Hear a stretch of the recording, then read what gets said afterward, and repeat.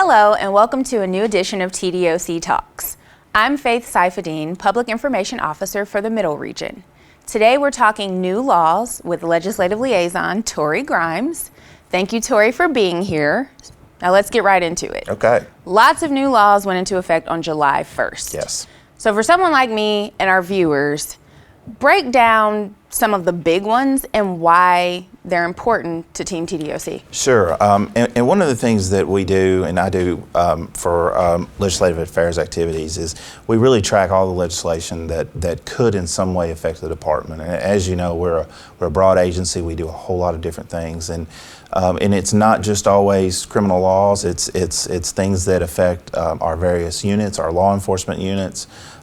So it's a broad avenue of things that we have to track. Specifically, a lot of people don't realize that we have to track and keep up with educational laws, healthcare laws, because of the services that we have to deliver to our incarcerated population. So it's a big job. This year we tracked 572 bills. We followed those as they move through committees in the General Assembly. Now, all those bills didn't get put on notice and run, and some may come back next year, but we did track those after filed. Our list was about 572 bills long, and what we'll talk about today is the legislation that did pass that will be effective July 1, or was effective July 1, that really has a unique effect on the department and how we do business, and we have to incorporate these laws changes. So. Awesome. Now the big one is pay raises for our correctional officers. That's exactly right. A really, really big pay raise in the governor's budget. The governor's budget had a dollar amount, and actually the Senate and Senator Ken Yeager was kind of the driving force there. Actually added some additional dollars. So we're absolutely thankful for the end result of that. That substantially increased the starting salary, and it addressed compression issues in our security series. And we feel that helps us, keep and retain the great employees we've got and attract new ones. So what does this mean, like, moving forward? Because I know this isn't the end of, we have this one pay raise. And that's exactly right. I think the commissioner's been very vocal about the fact that we're doing some pay adjustments, and we're looking at pay adjustments across the board into other avenues, specifically probation and parole officers.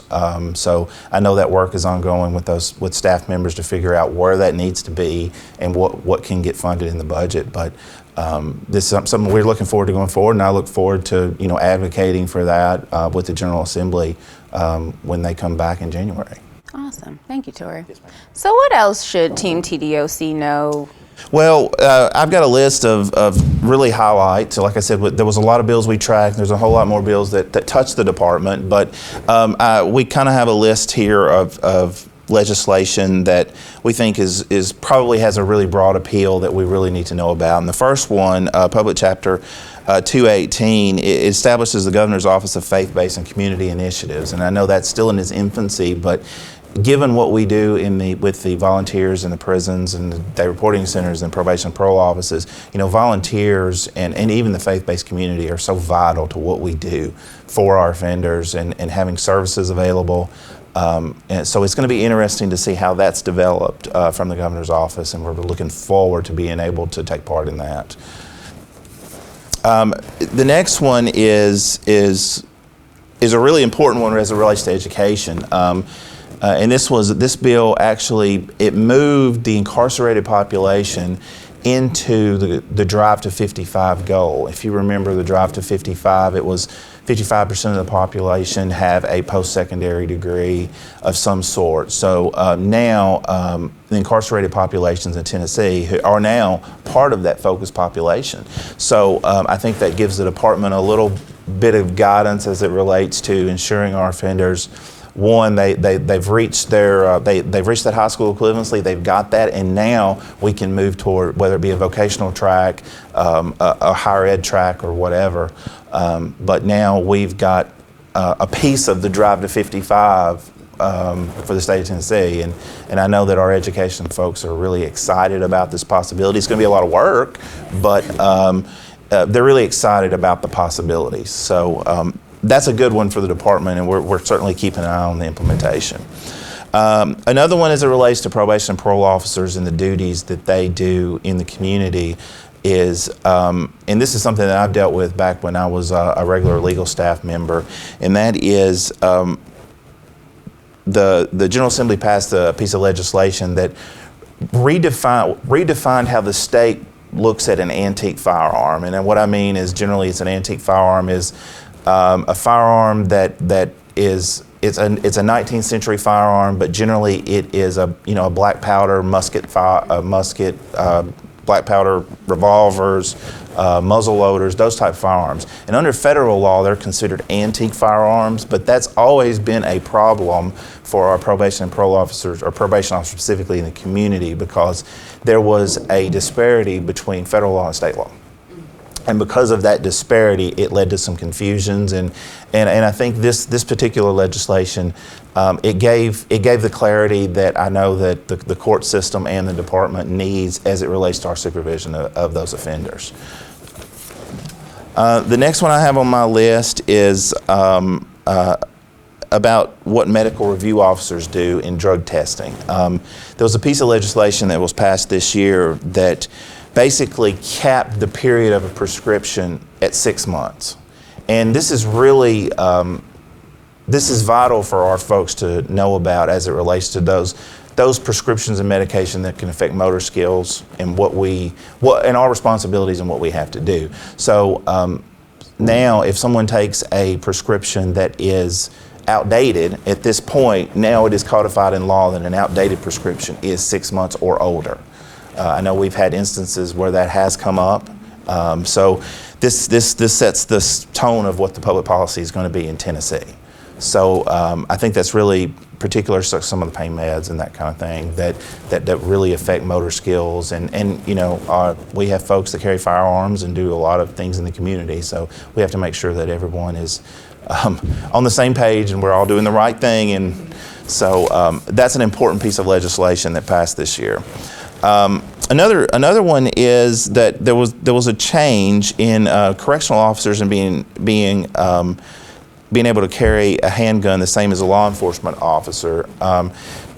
For years, we had a provision in Tennessee law that once a correctional officer became vested, and that vesting period was 5 years, they now could get a vested correctional officer card and carry a firearm in public, the same as a regular, more of a policing law enforcement officer.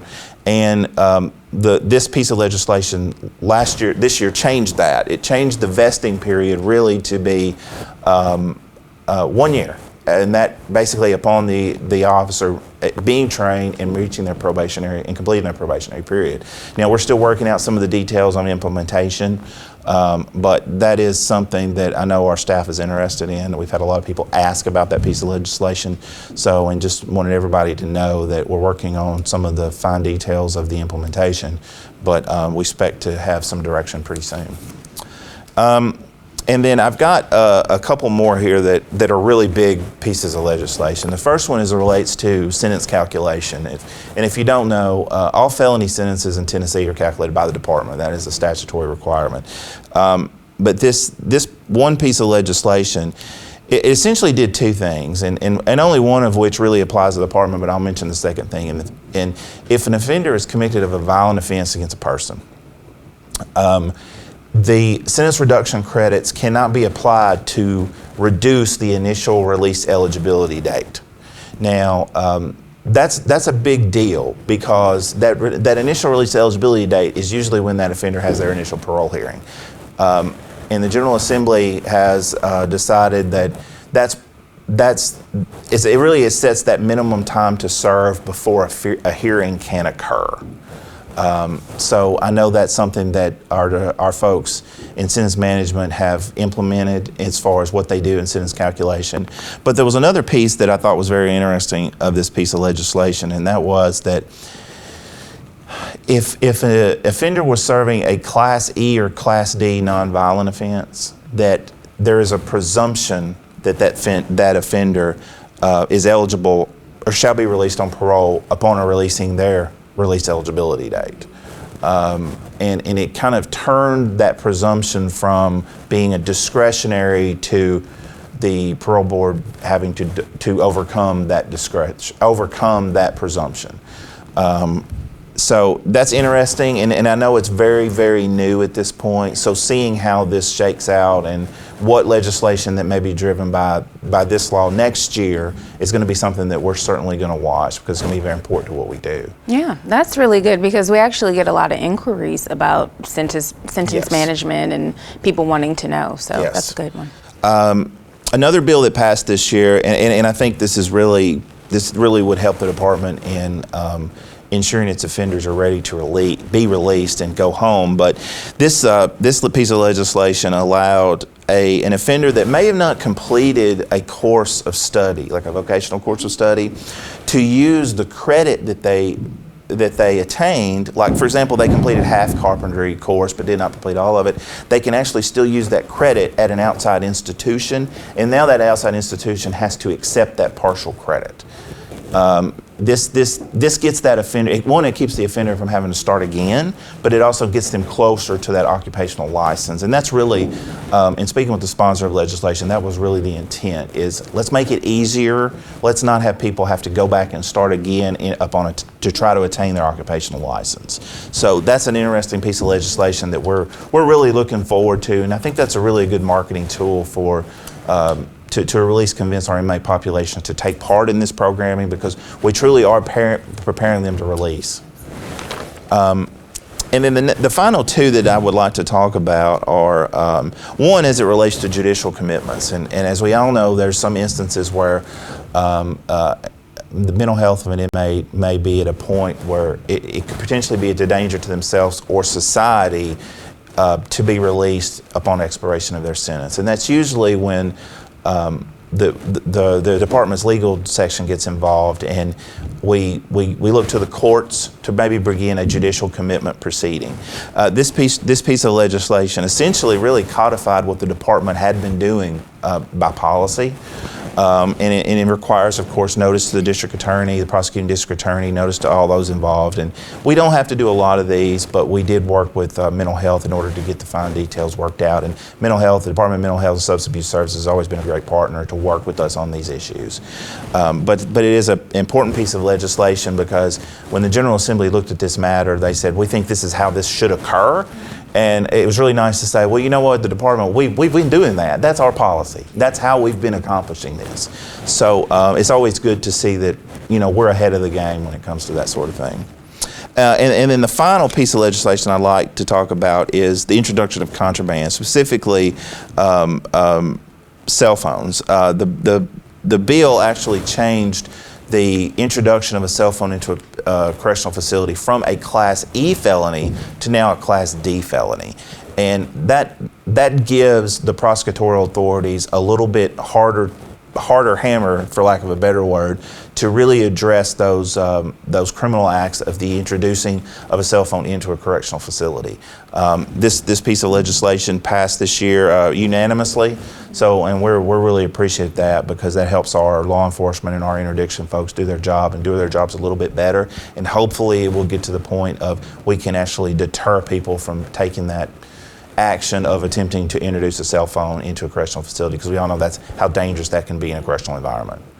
Thank you, Tori. Yes, ma'am. Great job. Yes, ma'am. Is there anything else that you might like to add, or you think? No, I think that covers it. That Of course, we covers it. tracked a whole lot more bills than that, but I think those were kind of the highlights as they relate to the department. But thank you for having me, and I'm glad to do it. Thank you. Thank you all for watching, and you can always watch TDOC Talks the first and third Thursday of every month. And as always, you can catch us online and our social media platforms.